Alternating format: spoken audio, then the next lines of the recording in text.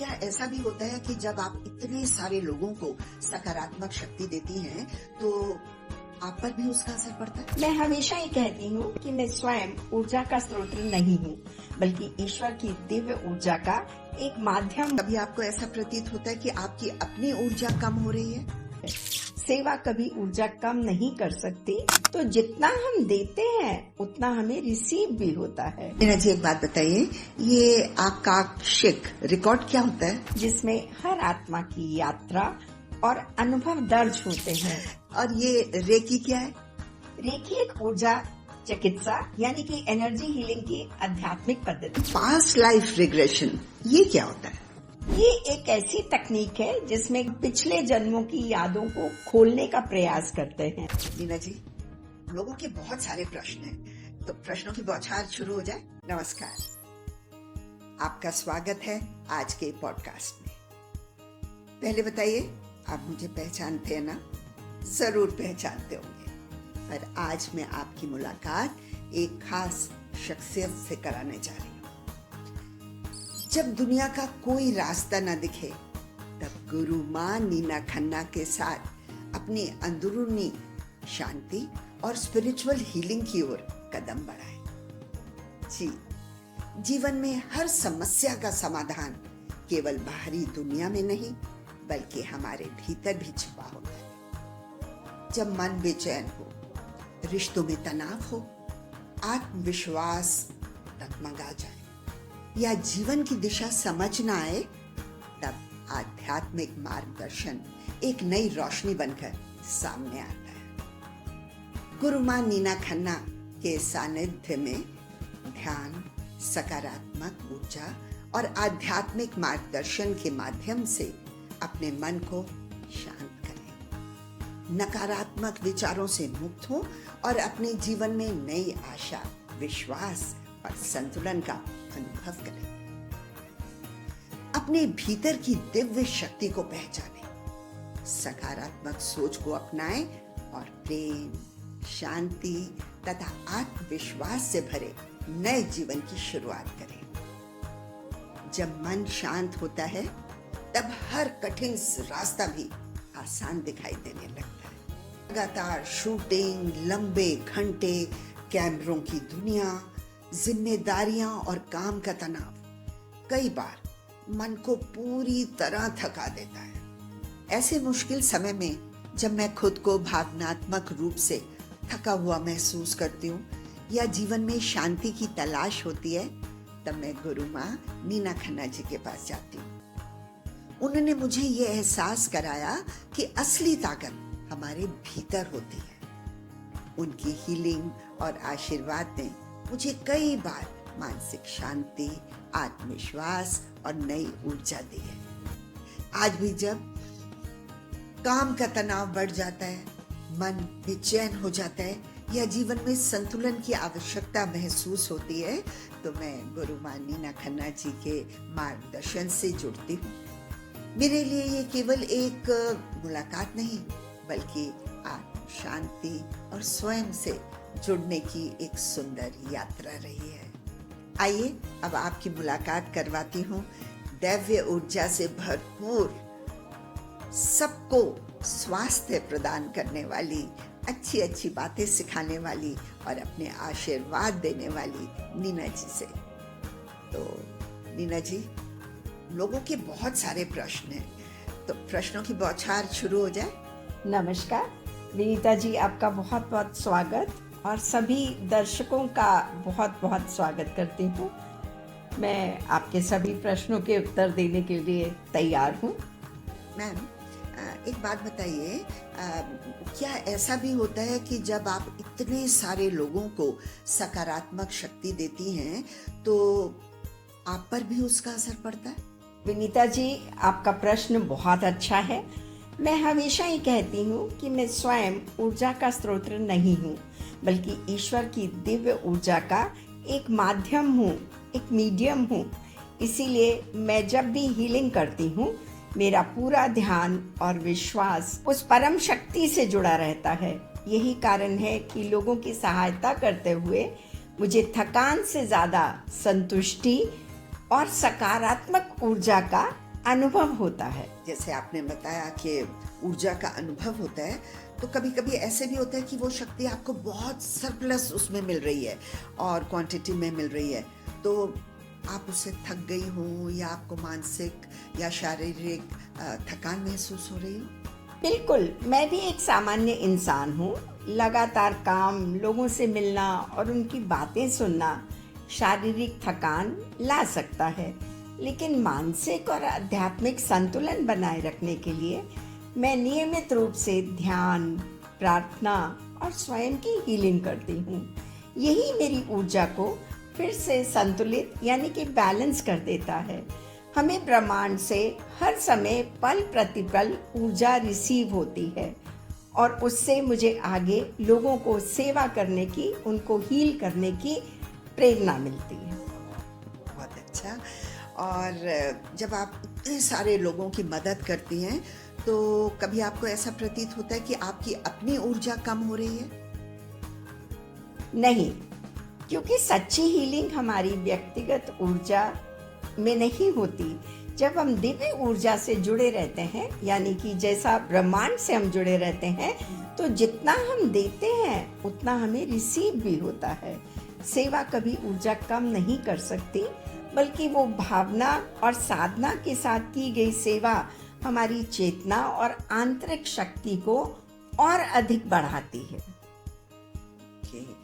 तो आप अपनी स्वयं की जो ऊर्जा है और उसका जो स्वास्थ्य है, वो अपने आध्यात्मिक संतुलन को कैसे बनाए रखती हैं, ताकि आप निरंतर इतने लोगों की सेवा कर सकें?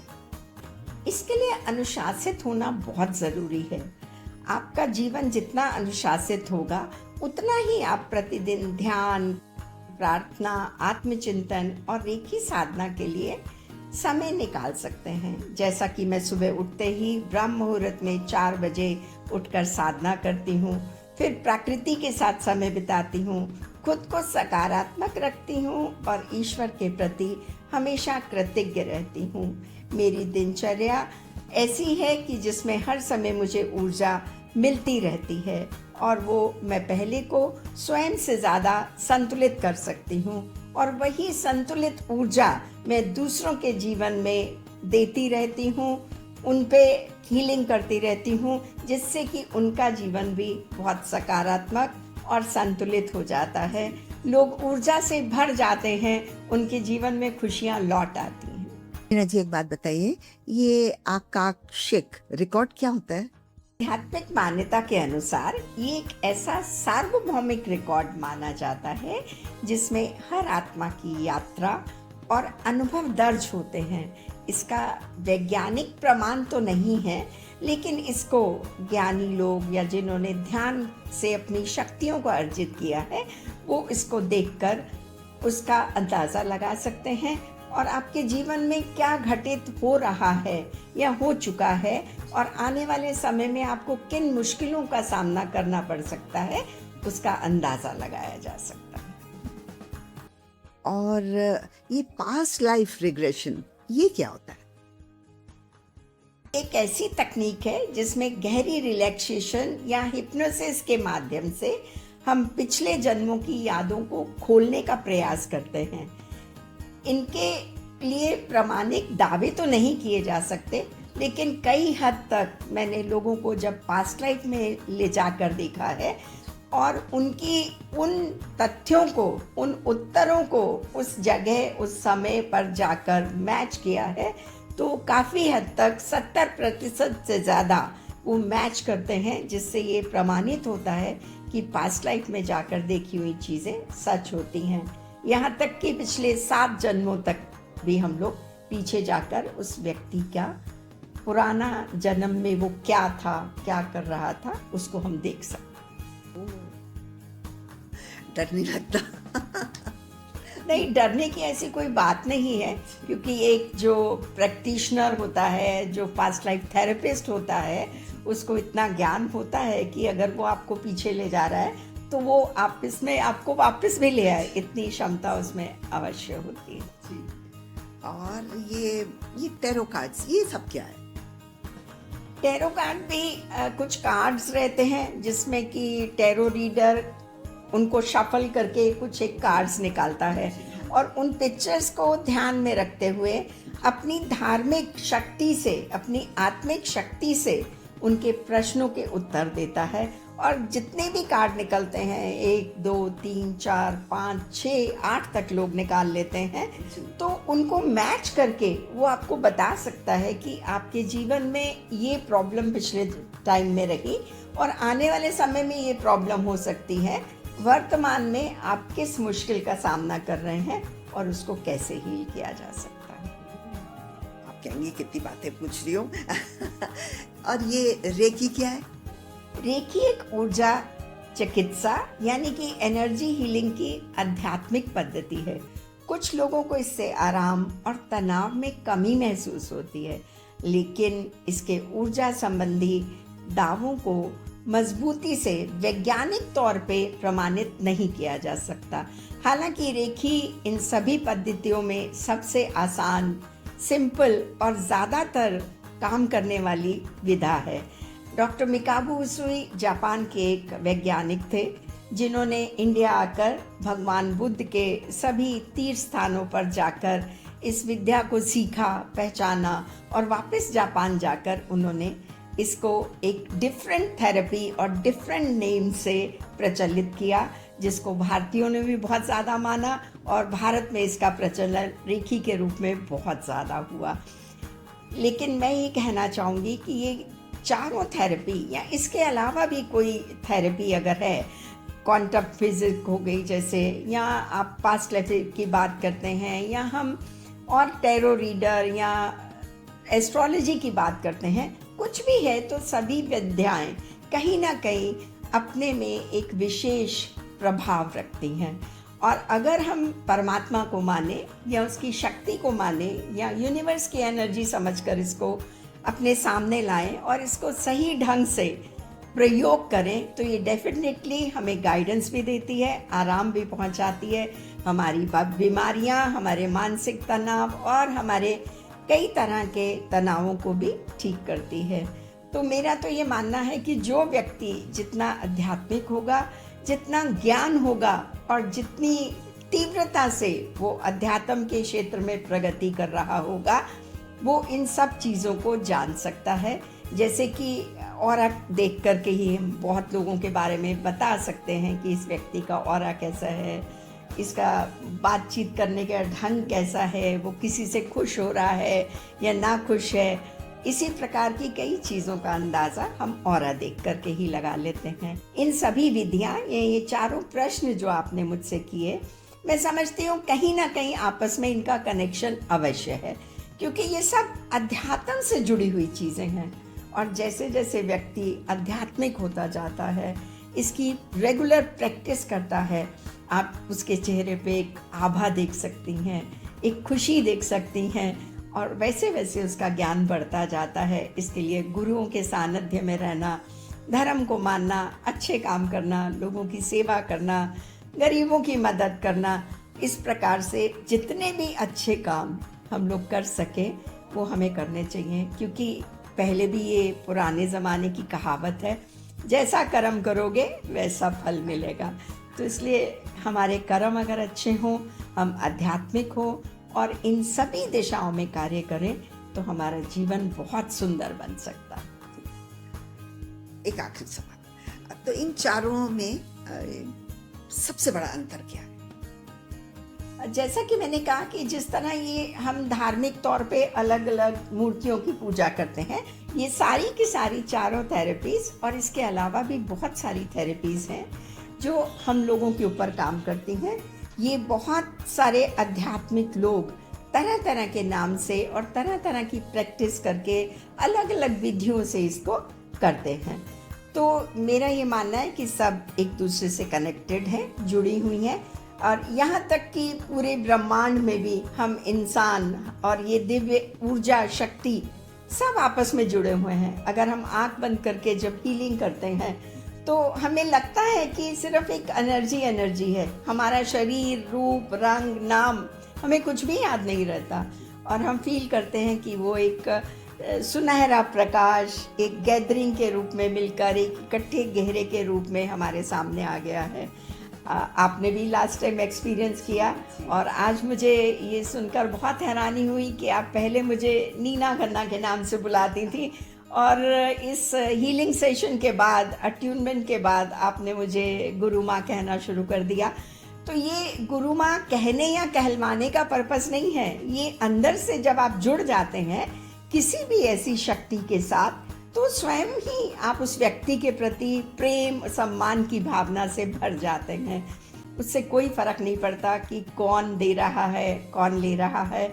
मेरा ये मानना है हम सब एक हैं, उस ब्रह्मांड की संतान हैं। उस ऊर्जा को रोज़ प्रतिपल हम ग्रहण करते हैं और यदि हम इस प्रेम और ऊर्जा को दूसरों में बांटना शुरू कर दें तो हमारा जीवन भी संपूर्ण हो जाएगा और दूसरों के जीवन में भी निखार आएगा। जी, तो दर्शकों मैं आपसे एक बात कहना चाहूँगी कि अभी पीछे चंद दिनों पहले मैं नीना जी के पास आई और उन्होंने मुझे रेकी दी।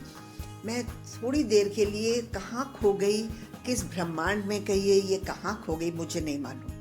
बहुत अच्छा लगा, बहुत सुकून मिला, एक मन में अंदर एक शांति मिली और ऐसे फील हो रहा था कि मेरे हाथों में भी कुछ दैव्य एनर्जी आ गई है, शक्ति आ गई है कि अब मैं जो इन अपने हाथों से कुछ करूँगी तो कुछ भलाई करूँगी।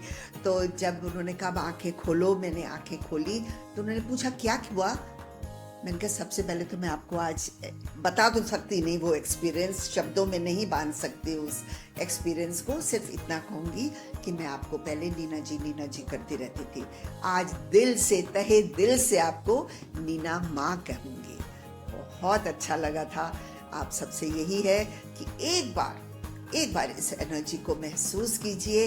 आप भी नीना जी के पास आइए, जुड़िए, उनसे अपॉइंटमेंट लीजिए, मिलिए और ये जो एनर्जी मैंने फील की आप भी फील करके देखिए। जी बिल्कुल, आपने जो एनर्जी उस दिन फील करी, महसूस करी, आपने सिर्फ रेखी ही नहीं की, आपका अट्यूनमेंट उस दिन कर दिया गया था, इसीलिए आपको अपने हाथों और पाँव से वो एनर्जी बहनी महसूस हो रही थी, एक वाइब्रेशन सी फील हो रही थी और ये एनर्जी हमेशा पूरे जीवन आपके साथ रहेगी और इसके लिए आपको बार बार अब मेरे पास आने की ज़रूरत नहीं है। आप अपने हाथों से दूसरों को भी दे सकती हैं और आप भी गुरु ही हैं। आप जिन लोगों को देंगी आप उनकी गुरु हैं।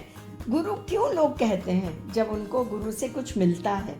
वो एक टीचर भी हो सकता है, मेंटोर भी हो सकता है और रेकी हीलर जितने भी होते हैं, क्योंकि वो उस शक्ति का एहसास कर लेते हैं भीतर से, जो शब्दों में बयान नहीं किया जा सकता, जैसा कि आपने कहा।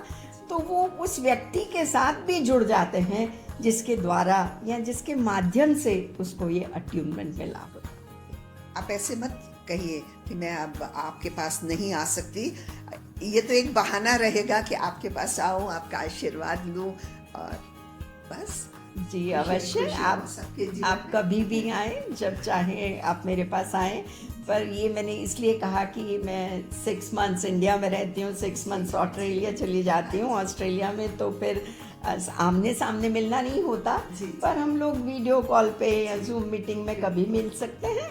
और जहाँ तक आने का सवाल है, आप जब चाहें आएँ, जब आपका जी चाहे आए। आपका बहुत बहुत स्वागत है। Thank you.